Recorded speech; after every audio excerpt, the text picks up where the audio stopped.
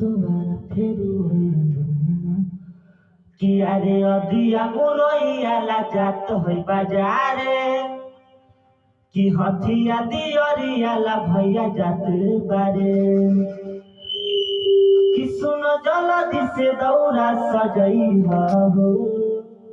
सजई हो कि छठी माई के गीतिया तू गई हो कि अरे अंगना में खुशियाँ भरई हो कि अरे अंगना में खुशियाँ भरई हो।